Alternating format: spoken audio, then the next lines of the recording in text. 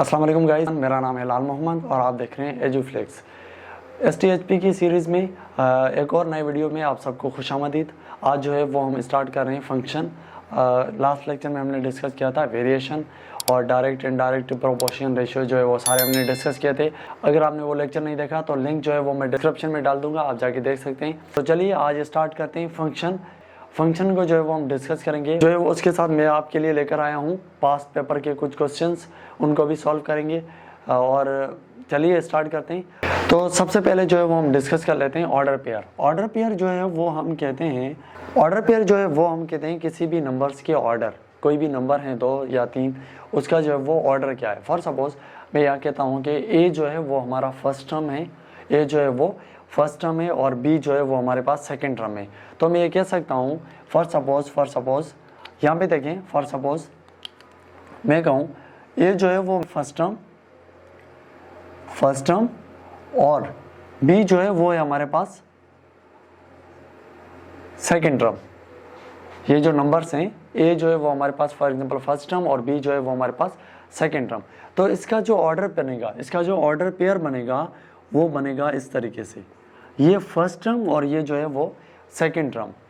ये order pair जो है वो हम यूज़ करते हैं नंबर्स के ऑर्डर को जो है वो रिप्रेजेंट करने के लिए। अब देखिए इसका जो ऑर्डर है, ये ए फर्स्ट, तो ये फर्स्ट टर्म और ये जो है वो हमारे पास सेकंड टर्म।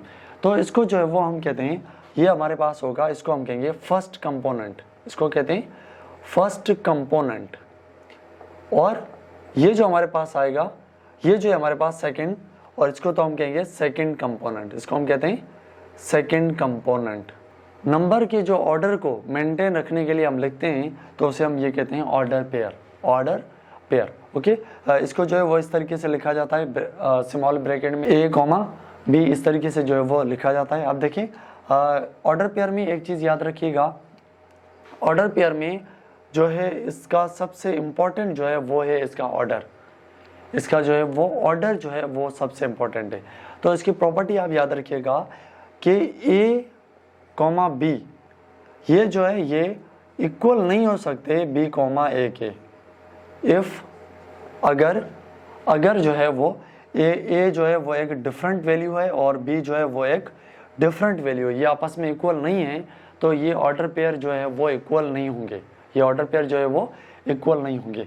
जब इक्वल होंगे, देखें सपोज इक्वल ऑर्डर पेयर जो है वो तब इक्वल होते हैं जब फॉर एग्जांपल हमारे पास जो है वो ए बी और बी ए, इनका जो ऑर्डर है, अगर ए बी लिखा है तो बी ए, इनका जो है ऑर्डर तब सेम होगा जब ए और बी जो है वो इक्वल होंगे। ए और बी जो है वो जब इक्वल होंगे तो हम लिख सकते हैं ए कॉमा बी और बी कॉमा ए।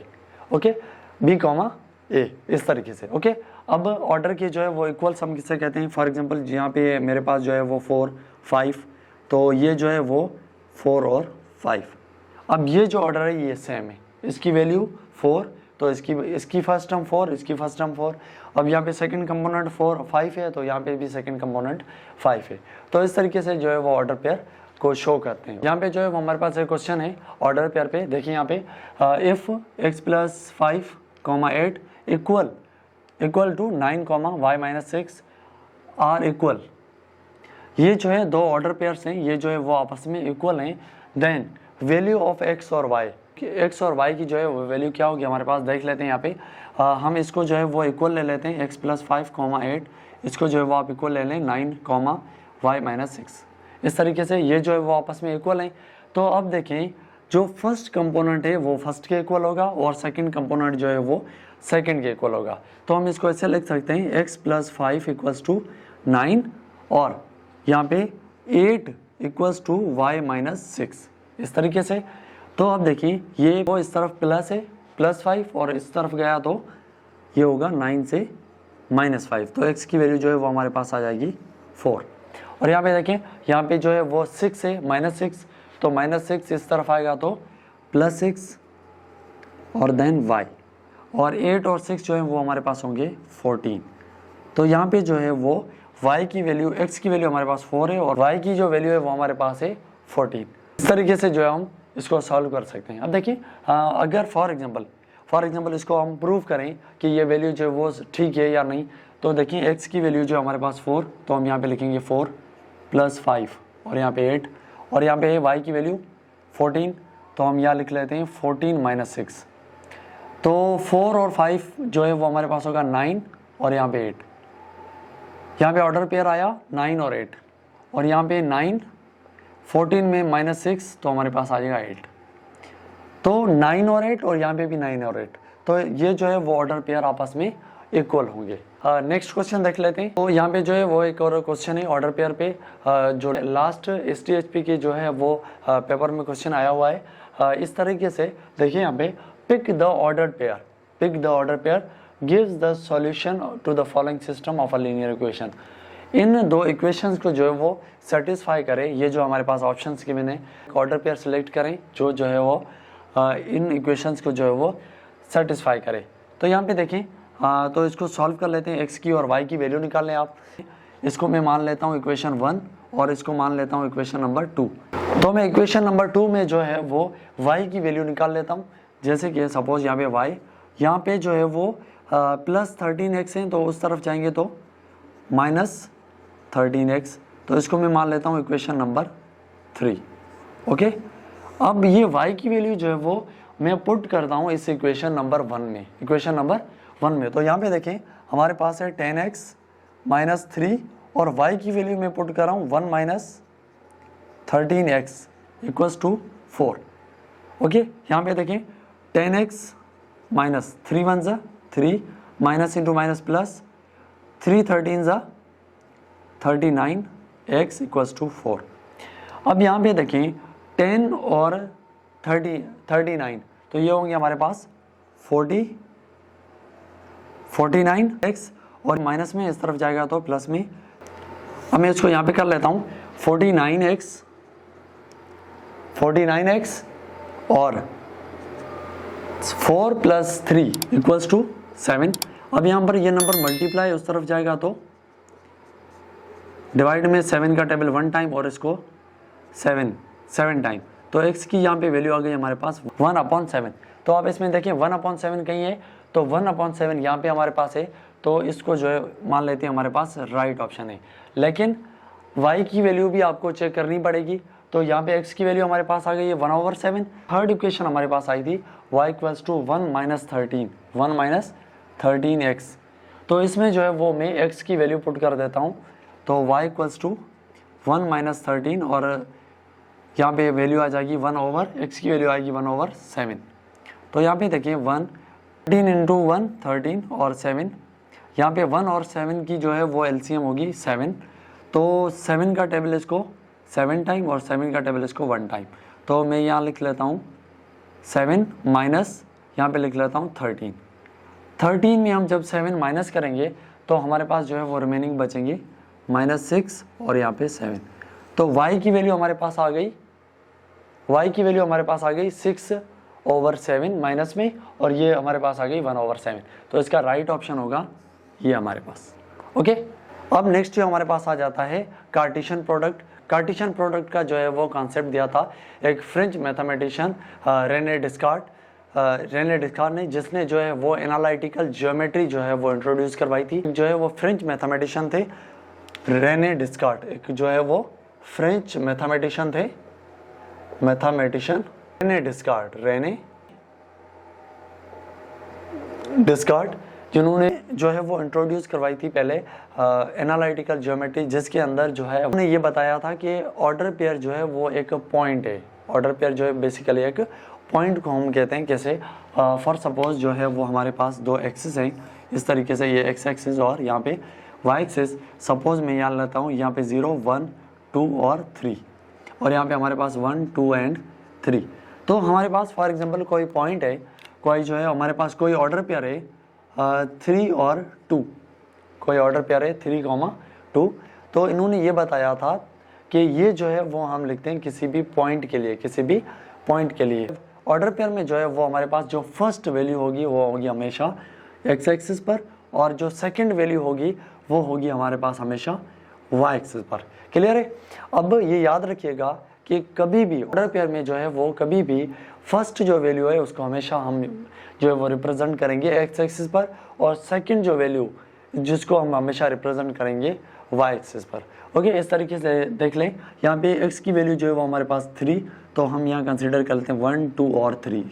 और यहाँ पे वाई की वैल्यू जो है वो हमारे पास 2, तो यहाँ पे 1 और 2। अब 1 और 2 जो है वो जहाँ पर मीट करेंगे तो इस पॉइंट को जो है वो हम कहेंगे 3,2। ये जो है वो एक लोकेशन है, यहाँ से ओरिजिन से, ये ओरिजिन से जो है वो इसकी लोकेशन शो कराए, तो इसको जो है वो हम कहते हैं ऑर्डर पेयर। ओके, अब जो है वो कार्टेशियन प्रोडक्ट समझने की कोशिश करते हैं।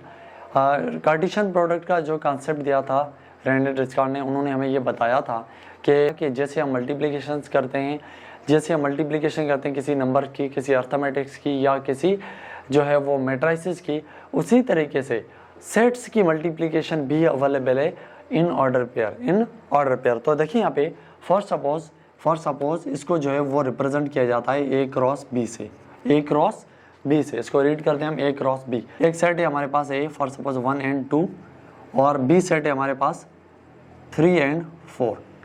दो सेट्स हैं, उनकी जो है वो आपस में जो है वो मल्टीप्लिकेशन हमें करनी है। तो ये A क्रॉस B, आप A सेट की वैल्यू लिख लें 1 and 2 क्रॉस 3 and 4। तो यहाँ पे जो है वो क्रॉस करने में अब जो फर्स्ट टर्म जो है वो हमारे पास फर्स्ट टर्म के साथ जो है वो ऑर्डर पेयर बनाएगी, 1 और 3 का ऑर्डर पेयर बनेगा। अब फर्स्ट टर्म का जो है वो सेकंड टर्म के साथ ऑर्डर पेयर बनेगा 4, और अब आ गई सेकंड टर्म का जो है वो इस फर्स्ट टर्म से 2 and 3, और सेकंड टर्म का जो है हमारे पास 4 टर्म के साथ ऑर्डर पेयर। तो इस तरीके से जो है वो हमारे ऑर्डर पेयर बनेंगे कार्टेशियन प्रोडक्ट के अंदर। क्लियर है? अब आगे बढ़ते हैं, आप इसको नोट कर लें। अब जो है वो आप देखें रिलेशंस, इसमें जो है वो रिलेशंस भी इंपॉर्टेंट है। रिलेशन का मतलब होता है वो इट मीन कि एक नंबर का जो है वो दूसरे नंबर के साथ रिलेशन, एक नंबर की जो है वो दूसरे नंबर के साथ मैपिंग, तो उसे हम कहते हैं रिलेशन। फॉर सपोज हमारे पास दो सेट्स हैं इस तरीके से, ये सेट A और सेट B। अब यहाँ पे इसमें एलिमेंट है 1, 2 and 3, और यहाँ पे 4, 5 and 6। ये दो हमारे पास सेट्स हैं, ये जो है वो हमारे पास दो सेट्स हैं, सेट A और सेट B। इस तरीके से अब इनमें जो है वो आपस में रिलेशन होंगे, आपस में जो है वो रिलेशन होगा इस तरीके से, A रिलेशन टू B। इसको हम रिप्रेजेंट करते हैं इस तरीके से A टू B जो है वो इसका रिलेशन है। अब यहाँ पर जो है वो आप देखें, ये जो 1 है इसका रिलेशन इसके साथ भी पॉसिबल है, 1 का जो रिलेशन है वो 4 के साथ पॉसिबल है, 1 का रिलेशन 5 के साथ पॉसिबल है, और 1 का रिलेशन जो है वो 6 के साथ पॉसिबल है। तो जहाँ पे जो है वो 3 हमारे पास रिलेशन बने, ये और सेकंड टर्म। अब सेकंड टर्म का जो रिलेशन इसके साथ पॉसिबल है, इसके साथ पॉसिबल है, और इसके साथ भी पॉसिबल है, तो इसके भी हमारे पास 3 रिलेशन बने। और ये जो थर्ड टर्म है इसके भी जो है वो 3 रिलेशन बनेंगे इस तरीके से।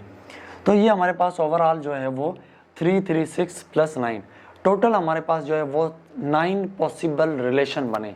इस तरीके से हम कार्टेशियन प्रोडक्ट में कुछ इस तरीके से समझने की कोशिश करेंगे। देखिए फॉर सपोज हमारे पास जो है वो दो नंबर्स हैं, दो सेट्स हैं हमारे पास। फॉर एग्जांपल यही हम ले लेते हैं एग्जांपल, हमारे पास जो है वो एक सेट है ए सेट के जो हमारे पास एलिमेंट है वो है 1, 2 and 3, और B जो सेट है उसके जो एलिमेंट है वो है हमारे पास 4, 5 and 6। 3 एलिमेंट इसके हैं, 3 एलिमेंट इसके हैं। तो अगर हमें क्वेश्चन आ जाए फॉर सपोज इफ़ अगर A सेट में जो है वो 4 एलिमेंट हैं, B सेट में जो है वो हमारे पास 6 एलिमेंट हैं, तो उनमें total number of possible relations कितने बनेंगे, तो total number of possible relation जो है वो कितने बनेंगे, इसको समझने की कोशिश करें। देखिए फॉर सपोज यहाँ तो हमने जो है वो रिप्रेजेंट किया, फर्स्ट का रिलेशन बना इन 3 से, सेकंड का रिलेशन बना 3 से, देन से थर्ड का रिलेशन बना 3 से। लेकिन हम डायरेक्ट फार्मूले की मदद से कैसे इसको फाइंड कर सकते हैं। फॉर सपोज यहाँ पे लें नंबर्स ऑफ सेट है, ए सेट के जो है वो एलिमेंट कितने हैं, इसको जो है वो हम मल्टीप्लाई करेंगे बी सेट के एलिमेंट से, बी सेट के एलिमेंट्स के। अब यहाँ पे जो है वो हमारे पास ए सेट्स के जो है वो कितने एलिमेंट्स हैं, उनको जो है वो हम मल्टीप्लाई करेंगे बी सेट्स के कितने एलिमेंट हैं, तो हमारे पास जो है वो total number of A Cartesian B आ जाएगा, टोटल नंबर ऑफ एलिमेंट्स। तो इसको हम ये कह सकते हैं कि total number of possible relations, total number of possible relations. तो हमने यहाँ पे और यहाँ पे सेम एक जो है वो सेट लिया है। फॉर एग्जांपल इसके अब सेट ए के जो है वो टोटल नंबर है हमारे पास 3 एलिमेंट्स, इसके नंबर ऑफ एलिमेंट्स हैं 3, और बी सेट के जो है वो हमारे पास नंबर ऑफ एलिमेंट्स हैं 3, तो 3 × 3 ये हमारे पास आ जाएगा 9। तो यहाँ पे जो है वो हमारे पास टोटल 9 जो है वो आपस में रिलेशन बने। ओके, चले आगे बढ़ते हैं। अब जो है हमारे पास एक रिलेशन का जो है वो एग्जांपल है। फॉर सपोज यहाँ पे if x and y belongs to natural number, अगर x y जो है वो दोनों रेशनल नंबर हैं, and a is binary relation r जो है वो एक बाइनरी रिलेशन है इनके दरमियान, तो हमें ये जो है वो एक रिलेशन गिवन है, इसको जो है वो हमें टेबुलर फॉर्म में लिखना है, इसको जो है वो हमें टेबुलर फॉर्म में लिखना है। फॉर सपोज r जो है वो हमारे पास है r is equal to x and y और x plus Y equals to 5, इस जो है वो टेबुलर फॉर्म में लिखना है। किस तरीके से, तो मेन जो रिलेशन है हमारे पास x plus 5 is equal to जो है वो 5। अब x और y की जो है वो वैल्यू हम क्या रखें, देखिए फॉर सपोज जो है वो इक्वल हो 5 के, x और y की जो है वो कौन सी वैल्यू रखें जो इक्वल हो 5 के।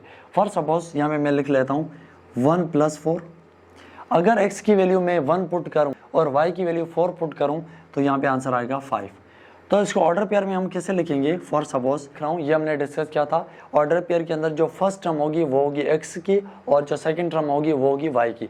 तो यहाँ पे देखिए x जो है वो हमारे पास 1 है और 4 जो है वो हमारे पास y है।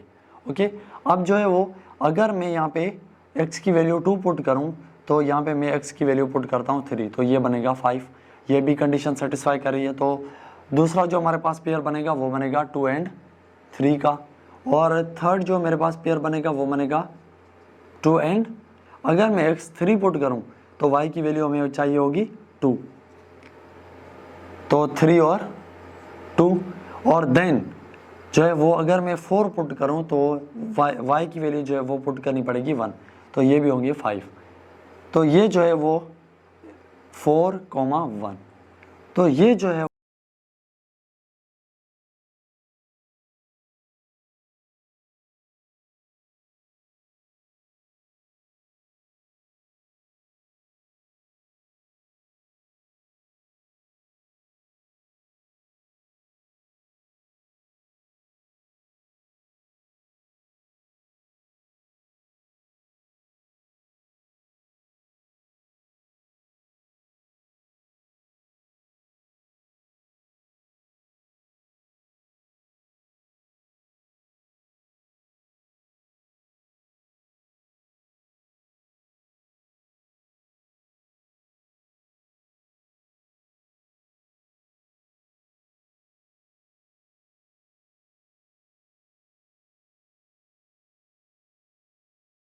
इस रिलेशन के लिए जो है हमारे पास ये ऑर्डर पेयर बनेंगे कि अगर 1 पुट करें, x जो है हम 1 रखें और y हम 4 रखें तो 5 बनेगा, और यहाँ पे 2 और 3 रखें तो ये जो 5 बनेगा, और 3 और 2 रखें तो 5 बनेगा, 4 और 1 रखें तो 5 बनेगा।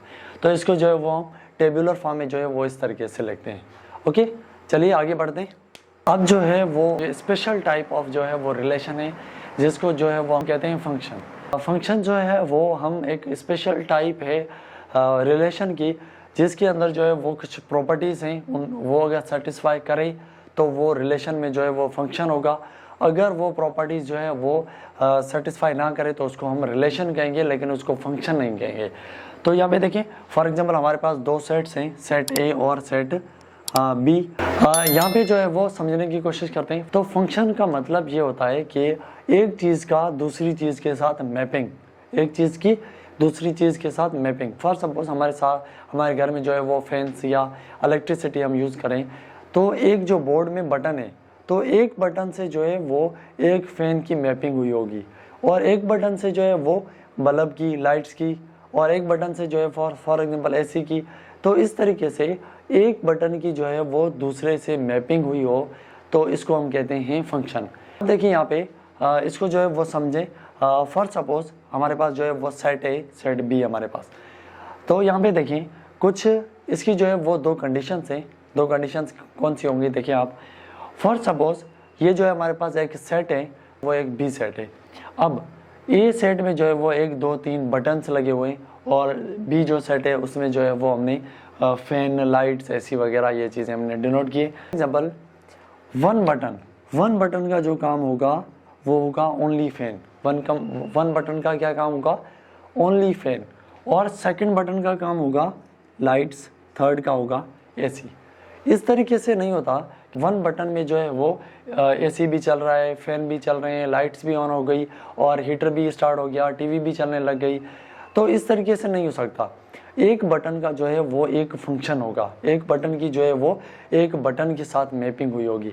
तो इसकी डेफिनेशन ये है कि ऐसा रिलेशन जिसके अंदर एक एलिमेंट की जो है वो मैपिंग एक एलिमेंट से हुई हो, एक एलिमेंट की जो मैपिंग है वो एक ही एलिमेंट के साथ हुई होनी चाहिए।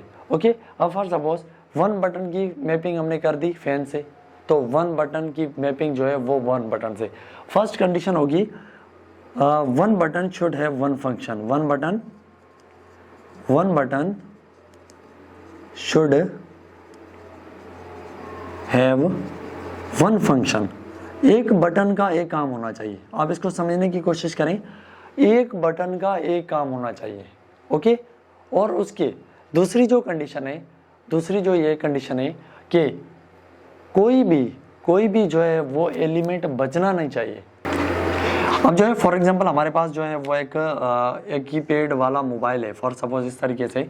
अब इसमें जो है वो जो है वो कुछ इंपॉर्टेंस बटन है इसके अपने। अब इसमें जो है वो कुछ एक्स्ट्रा बटन लगे होने चाहिए जिसका जो है वो कोई काम ना हो।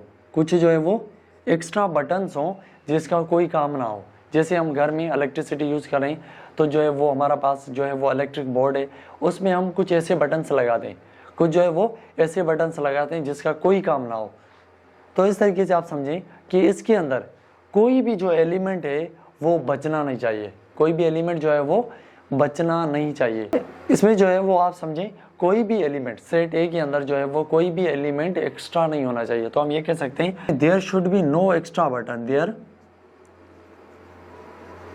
Should be no extra button, कोई भी एक्स्ट्रा बटन नहीं होना चाहिए, कोई भी एक्स्ट्रा टर्म नहीं होनी चाहिए हमारे पास।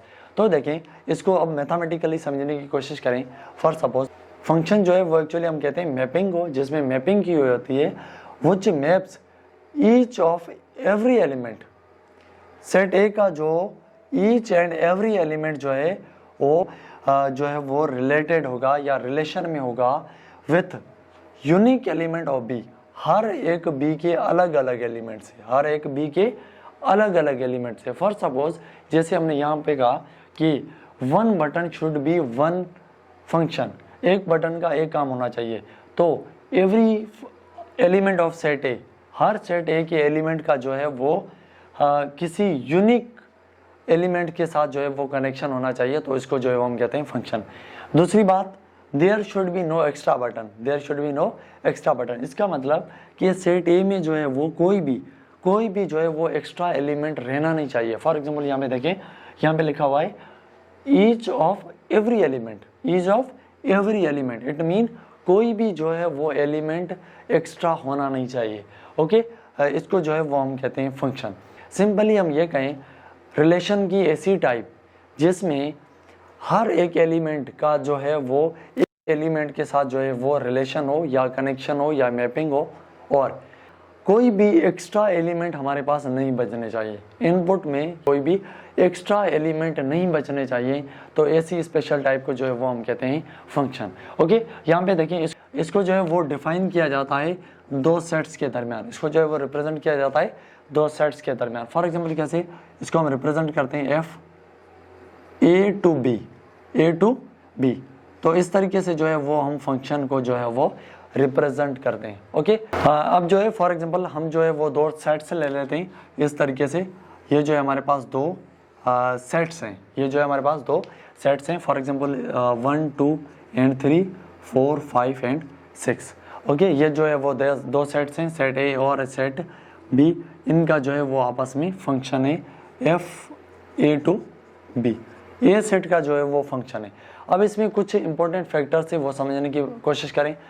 ये जो है इस तरीके से जो सेट्स लिखते हैं इसको हम कहते हैं पिक्टोरियल फॉर्म ऑफ सेट्स। इसको कहते हैं हम pictorial form of pictorial representation of set. Set की जो है वो पिक्टोरियल फॉर्म हम कुछ इस तरीके से लिखते हैं। अब देखिए फंक्शन जो है वो ए टू बी है। अब जो सेट है, एलिमेंट ऑफ सेट है, ए के जो एलिमेंट होंगे, एलिमेंट ऑफ सेट ए, वो हमारे पास होंगे इनपुट्स। इसको हम क्या कहते हैं? इनपुट्स। अब जो एलिमेंट्स ऑफ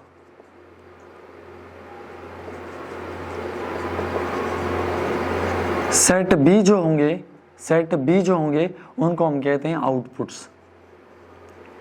ये जो सेट ए के एलिमेंट्स है, इसको जो है वो हम कहते हैं इनपुट। इसको जो है वो हम कहते हैं इनपुट। हमने कुछ जो है वो इनपुट दिया और कुछ जो है वो हमें आउटपुट मिलेगा।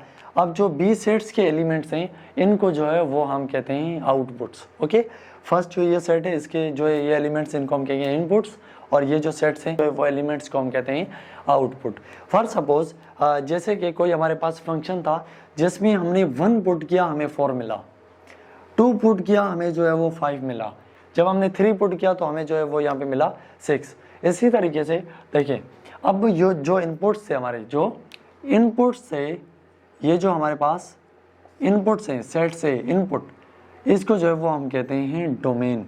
इसको हम क्या कहते हैं? Domain of function. इसको हम इससे रिप्रेजेंट करते हैं D of F, domain of function. और ये जो हमारे पास रिजल्ट्स आए, फॉर सपोज 1 जो है वो पुट करने पे हमारे पास रिजल्ट आया 4, 2 पुट करने पे हमारे पास रिजल्ट आया अगेन 4, और 3 पुट करने पे हमारे पास रिजल्ट जो आया वो आया हमारे पास 5। अब ये जो है वो 2 रिजल्ट्स आए, आउटपुट्स आए, तो इन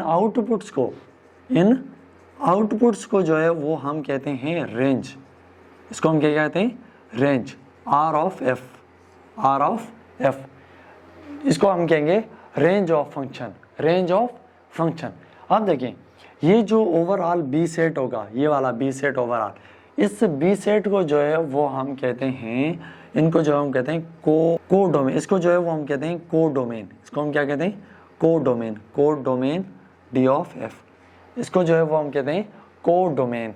ओके, अब ये 3 चीज़ें याद रखिएगा। ये जो सेट है वो हमारे पास इनपुट होगा, इनपुट को जो है वो हम कहते हैं डोमेन, और ये जो हमारे पास जो रिजल्ट्स आए उसको जो है वो हम कहते हैं रेंज ऑफ फंक्शन। और ये जो ओवरऑल बी सेट है हमारे पास, जो ये टोटल बी सेट है ओवरऑल, इसको जो है हम कहते हैं कोडोमेन ऑफ फंक्शन। ओके, अब रेंज जो है वो सबसेट होगी। ये जो रेंज, फॉर सपोज यहाँ पे जो है वो आंसर्स आए 4 और 5, 6 भी आ सकते हैं, 6 भी आ सकता है हमारे पास, ये तीनों आंसर आ सकते हैं, ये 2 आ सकते हैं। तो इसी तरीके से रेंज जो होगी हमारे पास, रेंज जो होगी वो ऑलवेज सबसेट होगी, सबसेट ऑफ कोडोमेन की जो है वो हमारे पास जो है वो हमेशा सबसेट होगा। ये जो रेंज होगी वो हमेशा हमारे पास सबसेट होगी कोडोमेन की। कोडोमेन जो है वो ये वाला, इसका जो है वो रेंज हमेशा सबसेट होगी। ओके, ये 3-4 टर्म्स जो है वो याद रखिएगा।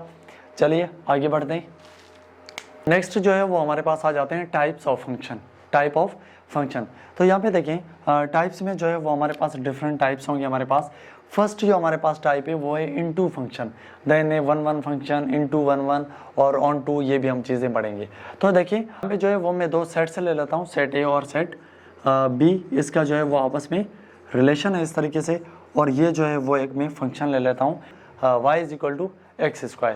तो यहाँ पे देखें, ये जो हमारे पास डोमेन जो है वो, अब डोमेन मीन इनपुट, तो अगर x की वैल्यू y = यहाँ पे जो है वो हमारे पास है y = x²। तो यहाँ पे अगर मैं 1 पुट करूँगा, यहाँ पे जो है वो अगर मैं 1 पुट करूँगा तो y की जो वैल्यू आएगी वो आएगी y = 1। तो 1 का जो फंक्शन है वो है 1 के साथ, 1 का जो रिलेशन है वो 1 के साथ। अब देखिए, दूसरा जो नंबर एलिमेंट है हमारे पास -1। फर्स्ट सपोज मैं यहाँ पे पुट करता हूँ -1, x = -1²। अब -x जो है वो नेगेटिव में है, तो ऊपर जो है वो पावर हमारे पास जो है वो इवन नंबर है, तो ये जो है वो आएगा हमारे पास +1। तो -1 का जो है वो भी हमारे पास आउटपुट आया 1। यहाँ पे देखें, फॉर सपोज अगर मैं यहाँ पे 2 पुट करूँ, यहाँ पे जो है वो अगर मैं यहाँ पे 2 पुट करूँ, यहाँ पे 2, तो 2 का स्क्वायर होगा हमारे पास 4, 2 का स्क्वायर होगा 4। अब 2 का जो रिलेशन है वो है 4 के साथ, और -2 का जो रिलेशन होगा वो भी होगा 4 के साथ। अब यहाँ पे देखें, अगर सारे एलिमेंट्स, अब जो यहाँ पे देखें सारे एलिमेंट्स का जो है वो एक नंबर के साथ जो है वो रिलेशन हुआ, तो इसे हम फंक्शन कहेंगे। कोई भी एलिमेंट इसमें जो है वो खाली नहीं बचा, 2 कंडीशन सेटिस्फाई होंगी, इट मीन के ये जो है एक फंक्शन है। तो देखिए यहाँ पे अब इनटू, ये जो है वो एक इनटू टाइप है। कहेंगे कि रेंज जो हमारे पास आए, रेंज जो ऐसी टाइप जिसके अंदर रेंज जो हमारे पास आए वो प्रॉपर सबसेट हो, वो जो है वो हमारे पास प्रॉपर सबसेट हो कोडोमेन के। फॉर एग्जांपल ये जो है वो हमारे पास एक जो है वो इनपुट था, ये आउटपुट, ये जो है रेंज है। अब इस रेंज में जो है वो एक एलिमेंट हमारे पास यहाँ पे बच गया, तो हम ये कहेंगे कि हमारे पास जो रेंज आई, आर फंक्शन की जो रेंज आई वो जो है वो प्रॉपर सबसेट है, वो हमारे पास प्रॉपर सबसेट है कोडोमेन ऑफ फंक्शन। तो अगर कोई भी रेंज जो है वो प्रॉपर सबसेट आ जाए किसी भी कोडोमेन के, तो उसे जो है वो हम कहते हैं into function. Okay, it mean के जो है वो कोई ना कोई सेट बी में, या हम इसे कहेंगे कोडोमेन में कोई ना कोई एलिमेंट जो है वो एक बचे, 2 बचे, 3, कोई ना कोई एलिमेंट जो है वो हमारे पास रिमेनिंग बचे, तो उसे हम कहेंगे इनटू फंक्शन, इसे हम कहेंगे इनटू फंक्शन। ओके, यहाँ पे देखें 2 हमारे पास जो है वो सेट्स हैं, सेट ए और सेट बी। अब 1 फंक्शन जो है वो हम किसे कहेंगे? फॉर एग्जांपल ये जो है वो हमारे पास एक फंक्शन है y = x+1, ये जो है हमारे पास फंक्शन रिलेशन गिवन है। अब देखिए यहाँ पे हम जो है वो इनपुट जो है वो देंगे 1 2 3, डोमेन जो है वो हमारे पास होगी 1 2 और 3। तो इनपुट्स हमारे पास क्या आएंगे? फॉर सपोज यहाँ पे जो है वो हमने 1 पुट किया, तो 1 + 1 जो है वो y हमारी 1 + 1 जो है वो हमारे पास आ जाएगा 2, y की वैल्यू जो आ गई 2। तो इट मीन कि 1 का जो रिलेशन है वो है 1 के साथ, और अगर यहाँ पे 2 पुट करें तो 2 + 1 ये हो जाएगा हमारे पास 3। तो 2 का जो रिलेशन है वो है 3 के साथ। और यहाँ पे देखिए फॉर सपोज मैं यहाँ पे पुट कर रहा हूँ 3 + 1 = 4। अब 3 का जो रिलेशन है वो हमारे पास आ गया 4 के साथ। अब यहाँ पे देखें अगर डोमेन के एक एलिमेंट का एक ही नंबर के साथ रिलेशन हो तो उसे जो है वो हम कहते हैं 1 फंक्शन। देखिए एक एलिमेंट का एक एलिमेंट के साथ रिलेशन, इसका इसके साथ, इसका इसके साथ, जो है वो एक एलिमेंट का एक ही एलिमेंट से जो है वो रिलेशन अगर हो तो उसे जो है वो हम कहते हैं 1 फंक्शन, उसे हम कहते हैं 1 फंक्शन। देन जो है वो हमारे पास आ जाता है इनटू एंड 1 फंक्शन, ऐसा फंक्शन जिसके अंदर जो है वो दोनों की प्रॉपर्टीज जो है हो, दोनों की प्रॉपर्टीज जो है वो। देखिए फॉर सपोज मैं यहाँ पे 2 सेट्स ले लेता हूँ। फॉर सपोज यहाँ पे सेट जो यहाँ पे जो है वो ए सेट और यहाँ पे बी, इनका जो है वो आपस में फंक्शन है। तो यहाँ पे देखें यहाँ पे 1, यहाँ पे जो है वो 1 2 3, यहाँ पे 4 5 6 7। अब सपोज दैट अगर कोई ऐसा रिलेशन है, फंक्शन है जिसमें जो है वो अगर हमने 1 पुट किया तो हमारे पास आ जाएगा 4, 1 पुट करने पे जो हमारे पास आउटपुट आ रहा है वो है 4, 2 पुट करने पे जो आ रहा है वो है 5, 3 पुट करने पे जो आ रहा है वो है 6। अब देखिए इस फंक्शन के अंदर जो है वो दोनों क्वालिटीज़ हैं। कौन कौन सी? अब देखिए पहली क्वालिटीज़ कि एक एलिमेंट जो है वो एक एलिमेंट के साथ कनेक्ट है, एक एलिमेंट जो है वो एक के साथ कनेक्ट है, इट मीन कि ये जो है वो 1 फंक्शन हुआ। और दूसरा जो है वो बी सेट में या कोडोमेन में जो है वो एक एलिमेंट हमारे पास बच गया, इट मीन कि ये जो है वो एक एलिमेंट बच गया, तो ये जो रेंज आई हमारे पास, ये रेंज प्रॉपर सबसेट हुई कोडोमेन की जो है वो प्रॉपर जो है वो सबसेट हुई। तो इसमें जो है वो दोनों प्रॉपर्टीज जो है वो एग्जिस्ट करती हैं। एक तो ये कि हर एलिमेंट का हर एक एलिमेंट से कनेक्शन है, और दूसरा जो है वो कुछ ना कुछ जो है वो एलिमेंट्स बच रहे हैं, तो इसे हम कहेंगे इनटू फंक्शन। ओके, तो दोनों प्रॉपर्टीज हैं तो इसको हम कहेंगे into and 1 function. Okay, note कर लें आप इसको। अब देखिए हमारे पास 2 फर्दर टाइप्स आ जाते हैं, onto function and 1 onto function. तो देखिए ऑन टू फंक्शन जो है वो हम किसे कहते हैं? फॉर सपोज हमारे पास 2 सेट हैं, set A and set B, A set and set B, तो इसका आपस में जो है वो फंक्शन है। अब देखें हम इसको कैसे कहते हैं। फर्स्ट सपोज हमने जब 1 पुट किया तो हमारे पास आंसर आया 4, 1 पुट करने पे आंसर आया 4, और 2 पुट करने पे आंसर आया हमारे पास अगेन 4, और जो है वो 3 पुट करने पे हमारे पास आंसर आया 5। ऐसा कोई रिलेशन था जिसमें हमने जब 1 पुट किया और 2 पुट किया तो आंसर आया 4, 3 पुट किया तो आंसर आया हमारे पास 5। ओके, तो यहाँ पे देखें ऑन टू हम किसे ऑन टू जो है वो हम क्यों कहेंगे। देखें फॉर सपोज ऐसी टाइप जिसके अंदर ये जो हमारे पास रेंज आई है, ये जो हमारे पास रेंज आई है, ये जो है वो इक्वल होनी चाहिए कोडोमेन के, ये जो है वो इक्वल होनी चाहिए। इट मीन के इस रेंज के अंदर जो है वो कोडोमेन के अंदर जो है वो कोई भी खाली एलिमेंट रहना नहीं चाहिए। तो इसको हम ये कह सकते हैं, इसको हम ये कह सकते हैं रेंज जो है वो इक्वल टू हो कोडोमेन के जो है वो इक्वल हो, तो उसे हम कहते हैं, इसको जो है वो हम कहते हैं ऑन टू फंक्शन। ऐसा फंक्शन जिसमें रेंज जो है वो इक्वल हो कोडोमेन के, रेंज जो है वो इक्वल हो कोडोमेन के, या जो है हम ये भी कह सकते हैं कि रेंज जो है वो इम्प्रॉपर सबसेट हो कोडोमेन का, रेंज जो है वो इम्प्रॉपर सबसेट हो कोडोमेन का, तो उसे ऐसे टाइप्स को हम कहेंगे ऑन टू फंक्शन। अब 1 1 एंड ऑन टू देखें, यहाँ पे दो अगेन हमारे पास सेट्स हैं, set A and set B, इनका जो है वो आपस में फंक्शन है। अब फर्स्ट एलिमेंट के साथ रिलेशन, इस टर्म का इस टर्म के साथ रिलेशन, और इस टर्म का जो है वो इस टर्म के साथ रिलेशन। अब देखिए यहाँ पे कोई भी सेट जो है वो, कोई भी एलिमेंट जो है वो कोडोमेन में हमारे पास नहीं बचा, तो इसको हम कहेंगे ऑन टू। और दूसरी बात, हर एक एलिमेंट का जो है वो हर किसी के साथ रिलेशन है, तो इसे जो है वो हम कहते हैं 1 1, इसको हम कहेंगे 1 1। एंड सेट बी के अंदर या कोडोमेन के अंदर जो है वो कोई भी जो है वो हमारे पास सेट, कोई भी एलिमेंट जो है वो हमारे पास रिमेनिंग बचना नहीं चाहिए, तो इसको हम कहेंगे 1 1 and onto function, 1 1 and onto function. चलिए एक दो क्वेश्चंस कर लेते हैं इस पे, जो है क्वेश्चन कर लेते हैं। ये जो है वो पिछली टेस्ट में जो है वो आया हुआ है STHP के।